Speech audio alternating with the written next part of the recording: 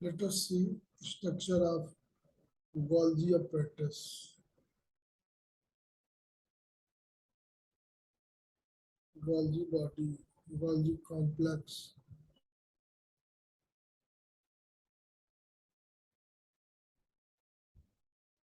Golgi complex,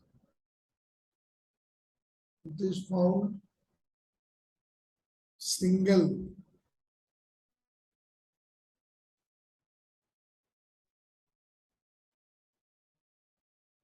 near the surface of cell in case of eukaryote, and it is found diffused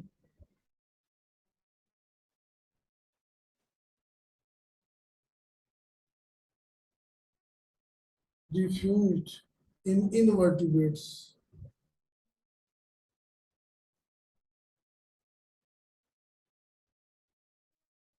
Invertebrates and called as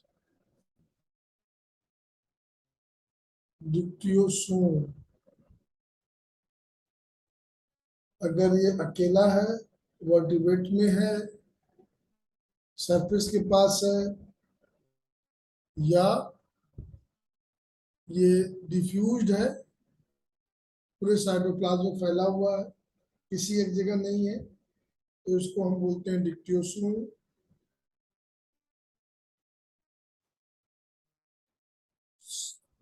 centriole के चारों ओर और गाल्जी body के चारों ओर zone of exclusion होता है. ये बहुत कम लोग जानते हैं. जोन ऑफ एक्सक्लूजन, ये वह जोन है जहां पर केवल साइटोप्लाज्म है और कोई सेल ऑर्गन नहीं होंगे. Only cytoplasm. तो सेल ऑर्गन में चारों तो साइटोप्लाज्म होगा ही, बट नो राइबोसोम. अब जानते हो कि राइबोसोम हर जगह पाया जाता है, लेकिन इस जोन में राइबोसोम नहीं होगा. No mitochondria. माइटोकांड्रिया भी हर जगह पाई जाती है, साइटोप्लाज्म में डिफ्यूज रहती है, but no mitochondria, no ribosome, no storage granule.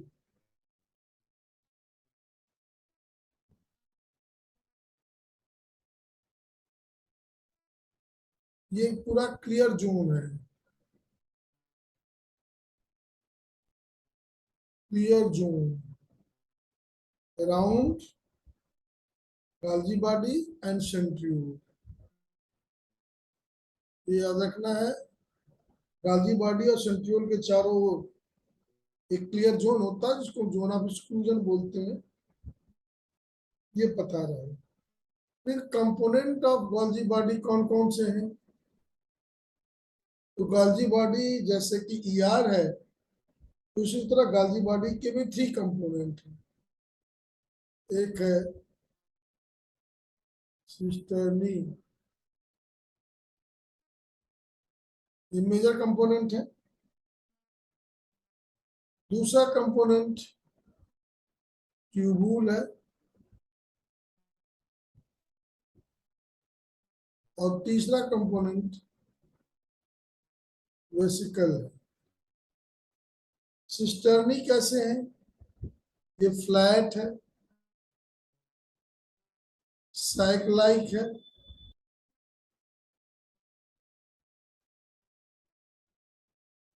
करीब 6 to 8 हो सकते हैं, 10 to 12 हो सकते हैं, कभी कभी 10 to 20 हो सकते हैं. Flat sac. इनमें कर्वेचर मिलता है आपको. कर्वेचर जो है पोलैरिटी डिसाइड करता है।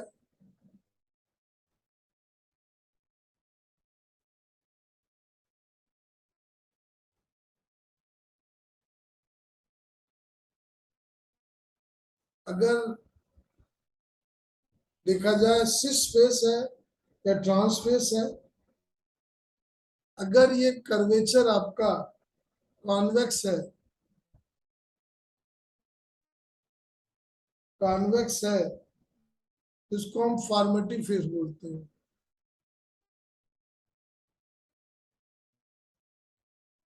फॉर्मेटिव फेस,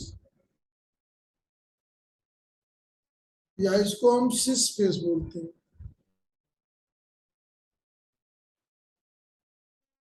ये नाम ज्यादा जाना चाहिए, सिस फेस। और अगर ये कॉनकेव है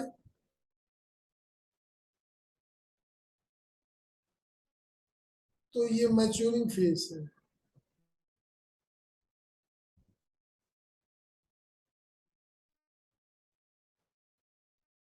इसको ट्रांस फेस बोलते हैं।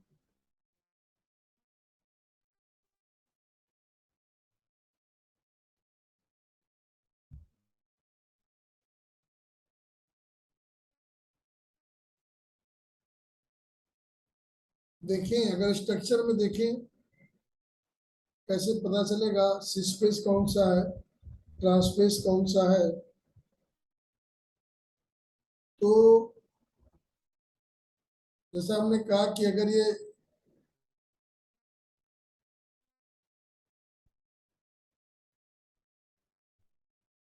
कॉनकेव दिख रहा है, इधर तो कॉनकेव है, इधर कॉन्वेक्स है।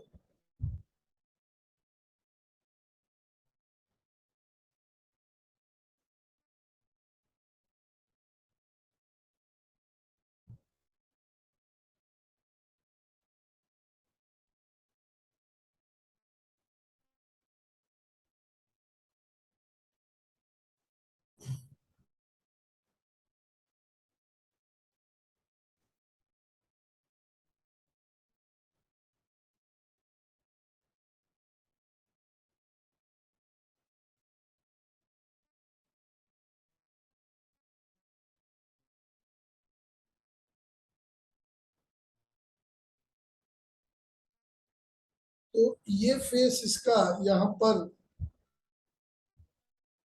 एंडोप्लाज्मिक रेटिकुलम ER की वेसिकल्स है, vesicles fused to form Golgi apparatus. Golgi apparatus is a temporary structure. ये टेम्पोररी स्ट्रक्चर है।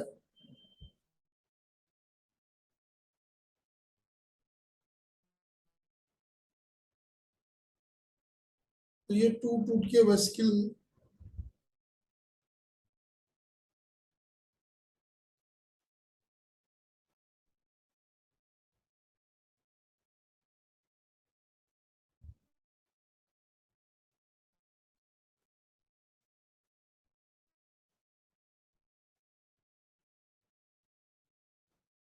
इसका किनारे वाला हिस्सा ट्यूबुल बनाएगा।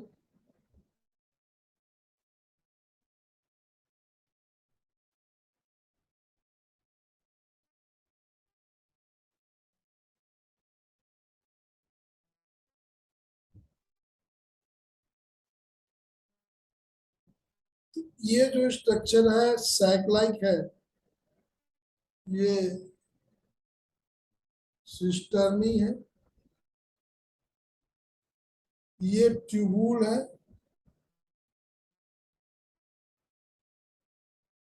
यहाँ पर आगे वेसिकल्स कटी हुई मिलेंगे। ये इसका सिस फेस है।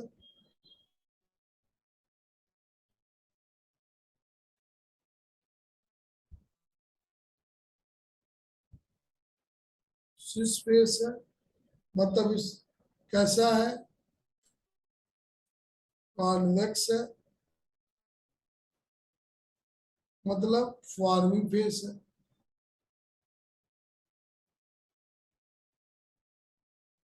ये वाला फेस क्या है, कॉनकेव है।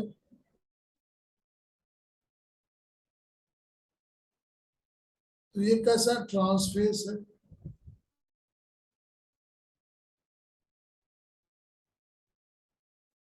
ये मैच्योरिंग फेस है। अब प्रश्न उठता है गाल्जी अपरेटस करता क्या है। फंक्शन ऑफ गाल्जी अपरेटस, बहुत से काम है।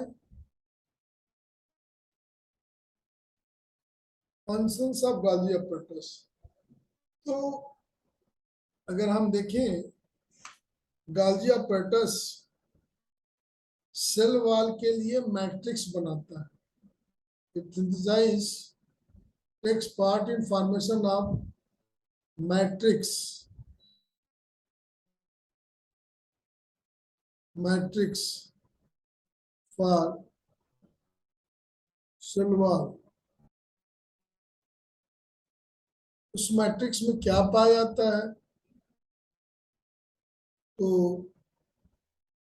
हेमी सेलोज पाया जाता है।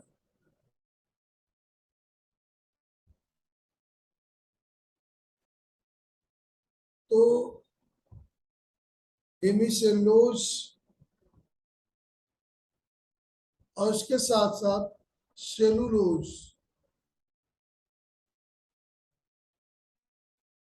Pectin,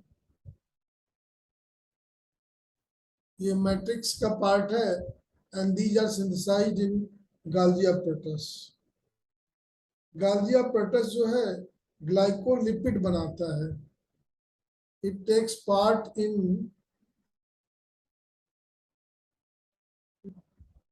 takes part in formation of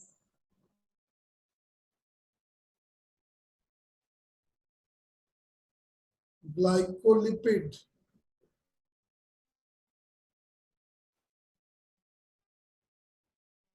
glycoprotein.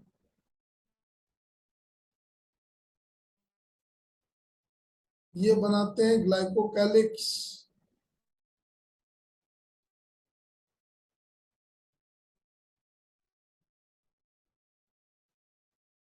Glycocalyx बनाते हैं। ग्लाइकोकैलिक्स को आप सेल कोट बोलते हो। सेल कोट,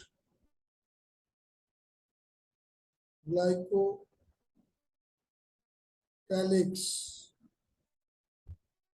ये प्रोटेक्शन का काम करता है, रिकॉग्निशन का काम करता है, सेल अटैचमेंट का काम करता है, और सेल प्लेट फॉर्मेशन में, cell plate formation,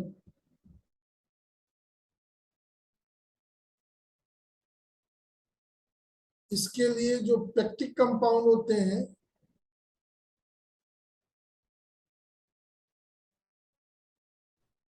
these peptic compound are packed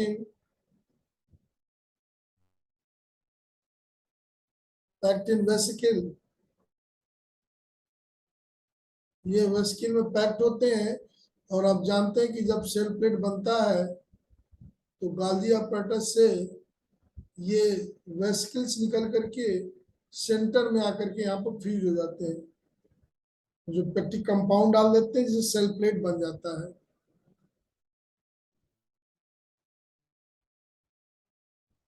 आप जानते होंगे स्पर्म का एक्रोसोम,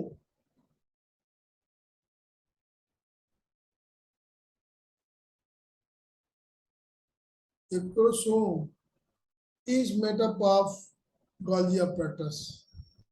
एक्रोसोम जो है, जो स्पर्म का हेड है, वो गोल्गी apparatus बनाता है।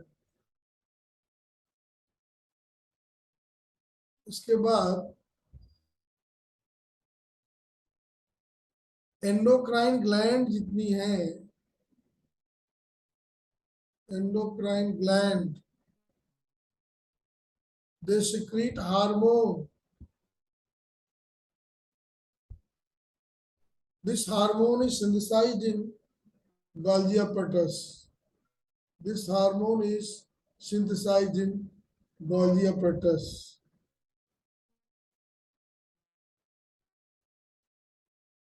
जो एनिमल सेल है,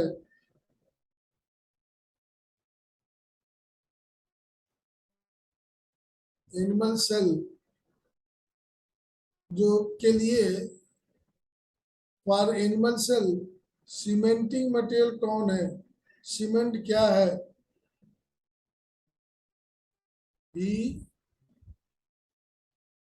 एल्यूरोनिक एसिड। और ये बनता कहाँ है, गाल्गी apparatus में। तो animal cell cement is synthesised in Golgi apparatus।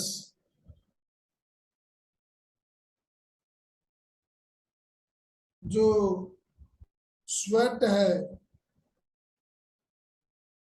जो टीयर है, जो म्यूकस है, म्यूकस है, ये जो इनमें जो एंजाइम है that is secreted by Golgi apparatus। तो enzyme of sweat, enzyme of tear, enzyme of mucus, ये सब गोल्गी apparatus बनाता है। और Golgi apparatus recycling of cell membrane करता है,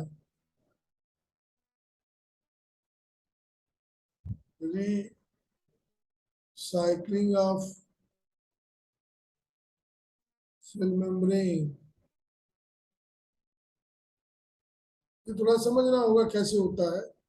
ये कोई सेल है, सेल मेम्ब्रेन है, और यहाँ से कोई वेस्किल आ रही है और आते आते यहाँ जुड़ गई। तो जब जुड़ती है वेस्किल, ये स्ट्रक्चर ऐसे हो जाता है, और ये पूरा स्ट्रक्चर जाके खुल करके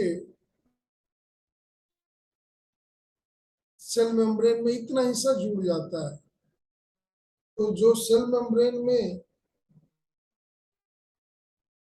नई सेल मेम्ब्रेन जो ऐड हो रही है, वो गोल्गी apparatus से कटे हुए सेक्रेटरी वेस्किल की मेम्ब्रेन है। तो इस तरह से गोल्गी apparatus हमेशा सेल मेम्ब्रेन में अपना एक रोल अदा करता है। सेल मेम्ब्रेन का एक थोड़ा सा हिस्सा एज ए सेक्रेटरी वेस्किल ऐड करता रहता है। तो ये गोल्गी apparatus है। फिर गोल्गी apparatus से जुड़ा हुआ एक स्ट्रक्चर और है, लाइसोसोम। लाइसोसोम का आप लोग स्ट्रक्चर पढ़ लिए थे। लाइसोसोम करता क्या है, या लाइसोसोम कितने प्रकार के होते हैं, ये आप पढ़ लिए थे। एक बार फिर से जान जाए। लाइसोसोम पहला तो होगा प्राइमरी लाइसोसोम। प्राइमरी लाइसोसोम कौन सा होता है, जो लाइसोसोम यंग है, हाइड्रोलिटिक एंजाइम से भरा हुआ है, फिल्ड विथ हाइड्रोलिटिक एंजाइम।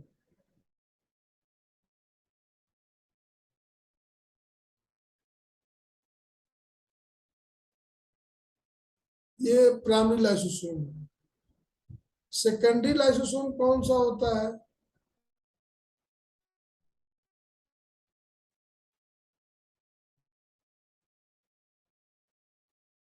यही प्राइमरी लाइसोसोम अगर किसी फूड वैक्यूल से जुड़ जाए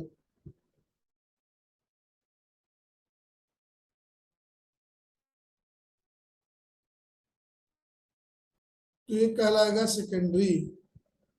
मतलब ये सेकेंडरी क्या है, तो प्राइमरी प्लस फूड वैक्यूल। अब एक रेजिडुअल होता है, ये क्या है?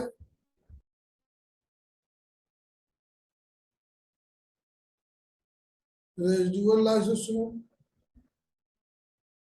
ये उसकी प्रारंभिक अवस्था थी, बचपना था, ये यंग हो गया, ये बुढ़ा हो गया। मतलब अब इसके अंदर जो फूड वैक्यूल के अंदर जो चीज सब पच गई, अब बच गया अनडाइजेशन मटेरियल। तो अनडाइजेशन मटेरियल रखे हुए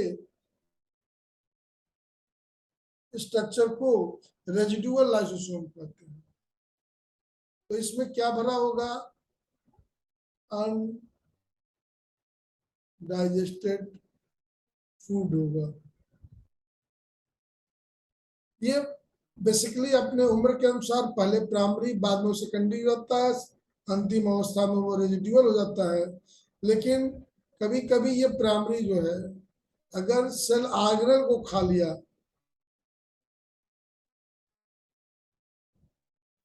अगर सेल ऑर्गेनेल को फ्यूज कर लिया, तो ये ऑटोफैजिक हो जाएगा।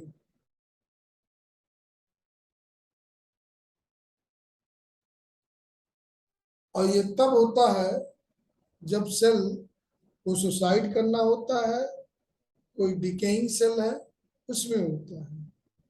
अब बात करें लाइसोसोम के फंक्शन की।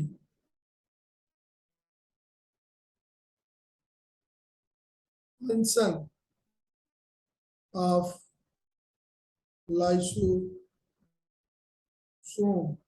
क्या क्या फंक्शन हो सकता है लाइसोसोम का? तो सबसे बड़ा फंक्शन, सबसे मेजर फंक्शन डाइजेशन है। तो इंट्रा सेलुलर डाइजेशन, सेल के भीतर जो डाइजेशन है वो लाइसोसोम द्वारा होता है। दूसरा, लाइसोसोम जो है एक तरह से एक्रोसोम के रूप में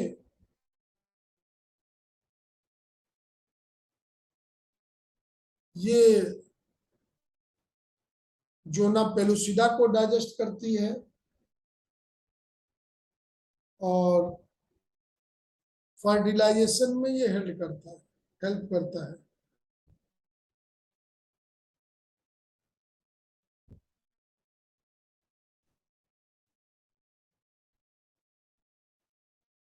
ये मैक्रोफेजेस में,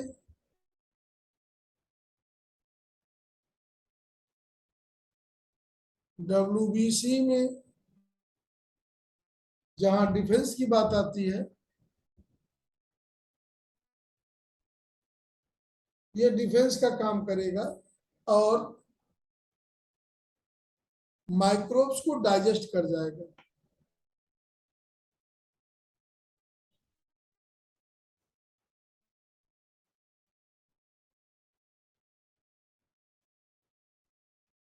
ये बोन में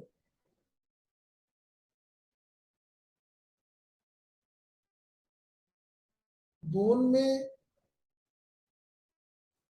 ओस्टियोजेनेसिस जब होती है,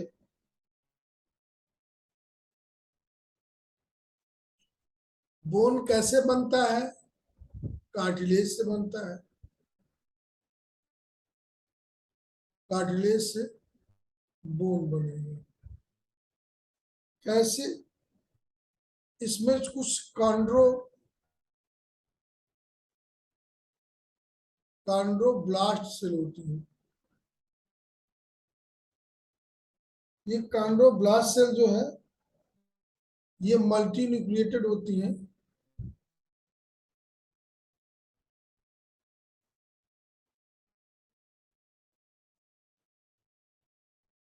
ये मल्टी न्यूक्लिएटेड होती हैं और ये कार्टिलेज के मैट्रिक्स को डाइजेस्ट करती हैं। Digest matrix of cartilage. जब कार्टिलेज का मैट्रिक्स डाइजेस्ट हो जाएगा, तो इसके बाद बोन का मैट्रिक्स डिपॉजिट होता है।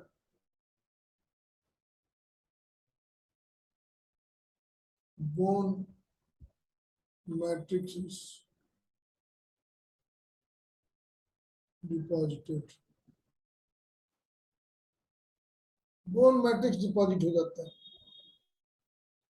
और अगर कोई बोन है और उसके सरफेस में कुछ मॉडिफिकेशन करना है, रीमॉडलिंग करनी है,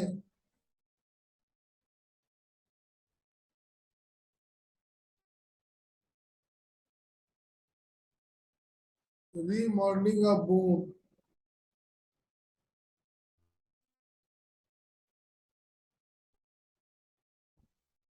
रीमॉडलिंग ऑफ बोन, इसमें ओस्टियोक्लास्ट सेल पाई जाती है, वो भी मल्टी न्यूक्लिएटेड होती हैं। वो मैट्रिक्स को डाइजेस्ट करेंगी।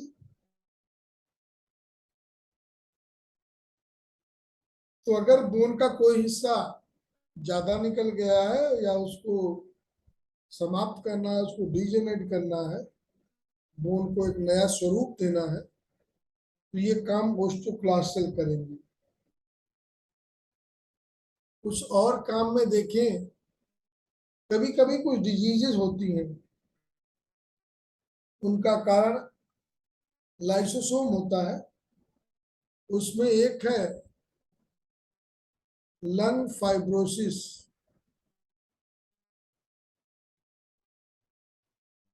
क्या होता है, डस्ट का, सिलिका, कॉटन फाइबर, अब किस फैक्ट्री में आप काम कर रहे हैं, गिट्टी टिटोड़ा जा रहा है, डस्ट सिलिका में जाएगा, कॉटन वाली इंडस्ट्री में है, जहाँ कपड़े की मिल में है तो कॉटन फाइबर आपके एल्विलाई में जाके डिपॉजिट हो जाएगा, लंग्स में डिपॉजिट हो जाएगा। तो इनको डाइजेस्ट करने के लिए, डस्ट को, सिलिका को डाइजेस्ट करने के लिए लंग्स में मैक्रोफेजेज होते हैं। मैक्रोफेजेस, ये मैक्रोफेजेस जो है लाइसोसोम रिलीज करते हैं।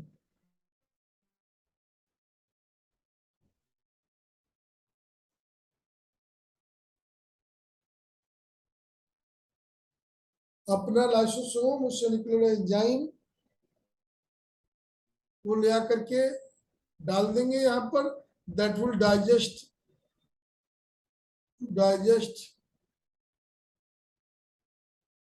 डस्ट, बालू, सिलिका। अब इससे क्या होगा,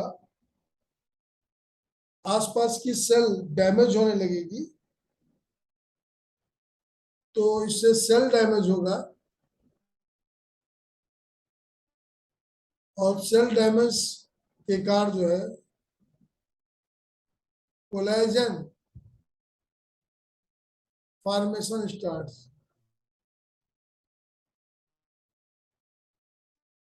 कोलेजन फॉर्मेशन स्टार्ट होगा। लंग्स जो है वो ज्यादा रिजिड हो जाएगा, हार्ड हो जाएगा, due to formation of collagen. इसको बोलेंगे लंग फाइब्रोसिस। लंग्स का फैलना सिकुड़ना रुक जाएगा। एक तो डिजीज ये हो गई, एक डिजीज अर्थराइटिस की है।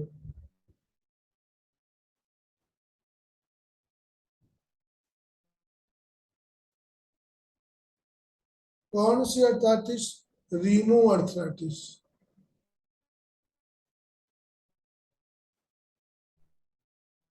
Rheumatoid arthritis. क्या होता है रिमेटॉइड अर्थराइटिस में, यहाँ पर यूरेट के क्रिस्टल डिपॉजिट होते हैं।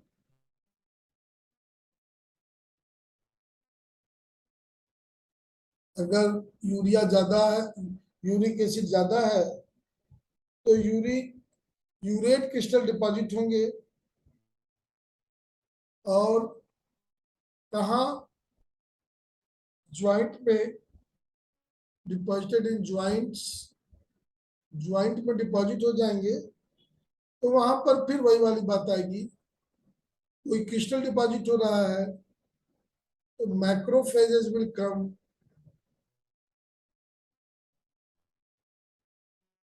and these macrophage release lysosome। क्या होगा? यूरेट क्रिस्टल डाइजेस्ट होंगे, इन्फ्लेमेशन होगा, it result into inflammation, swelling होगी, और कोलेजन फॉर्मेशन स्टार्ट होगा।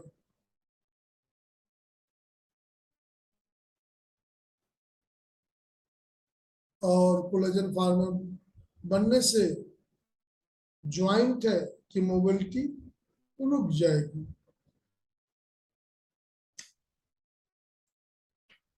इसी तरह से आपको माइटोकांड्रिया भी पढ़ना है। माइटोकांड्रिया जनरली आप जानते हैं, लेकिन कुछ खास फंक्शन माइटोकांड्रिया के नहीं जानते हैं।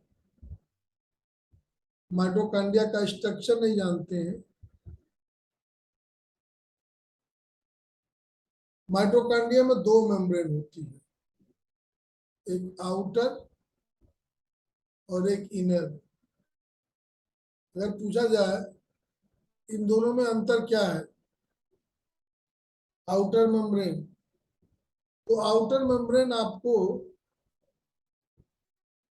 जो बाहर मिलेगी, देखने में ये स्मूथ है, इसमें लिपिड जो है ज्यादा है।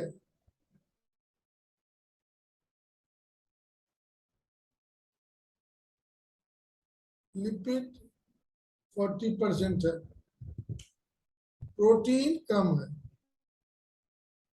प्रोटीन 60%, क्योंकि इसमें एंजाइम नहीं है।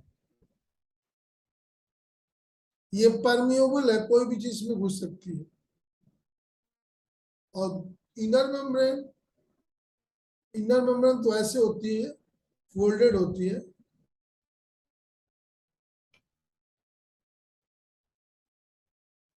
इसमें प्रोटीन 80% होगा, क्योंकि सारे क्रेब्स साइकिल के एंजाइम ज्यादातर इनर मेम्ब्रेन में पाए जाते हैं। तो आउटर मेम्ब्रेन कैसा है? पहला पॉइंट, स्मूथ है, क्रिस्टा नहीं है। दूसरा पॉइंट, लिपिड मोर है, मतलब 40% है। तीसरा पॉइंट, प्रोटीन लेस है।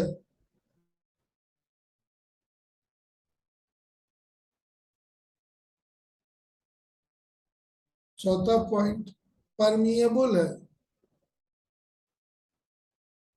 कोई भी चीज में आ सकती है। क्यों परमिएबल है? इसमें पोरीन प्रोटीन है, इसके कारण कोई चीज इसमें आ सकती है।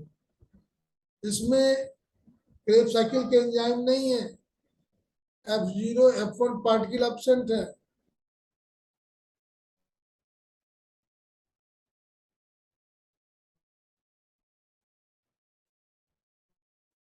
तो ये स्मूथ होगा, तो ये कैसा होगा? ये फोल्डेड है, जिससे क्रिस्टा बनता है फोल्डिंग से। लिपिड कितना है?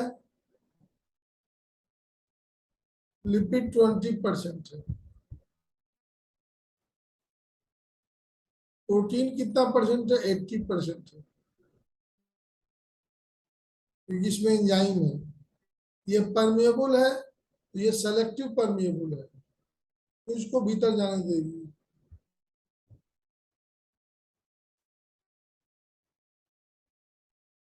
ओरिन प्रोटीन, इसकी जगह कैरियर प्रोटीन पाया जाता है।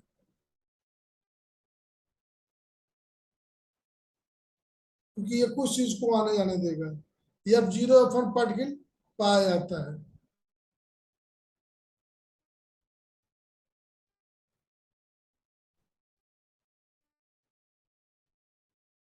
ये हो गया माइटोकांड्रिया में आउटर मेम्ब्रेन और इनर मेम्ब्रेन। माइटोकांड्रिया करता क्या है? बड़ा अच्छा क्वेश्चन है। आप कहते हो, एक आंसर आपको पता है, it takes part in aerobic respiration.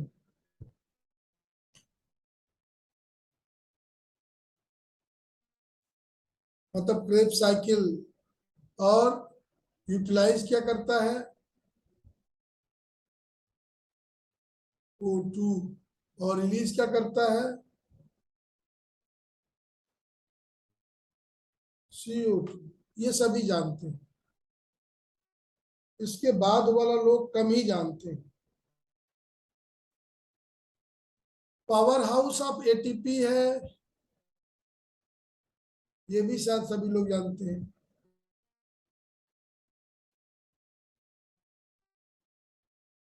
Fatty acids are synthesized, ये कम लोग जानते हैं।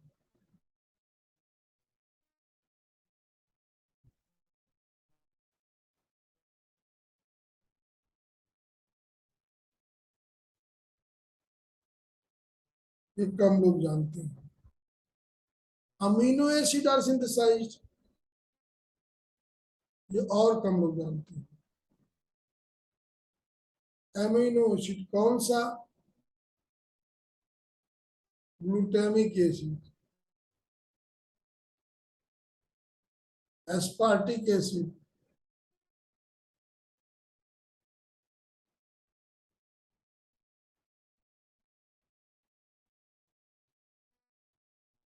और synthesized through Krebs cycle।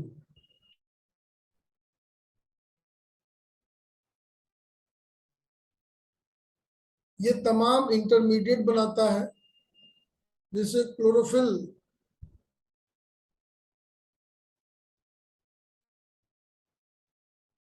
Steroid,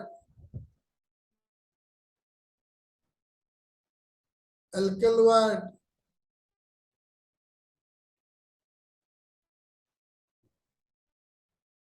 pyrimidine,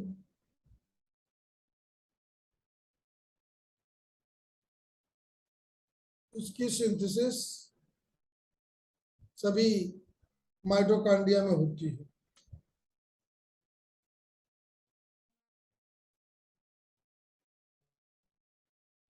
इस तरह से देखिए तो माइटोकांड्रिया का काफी रोल हो गया।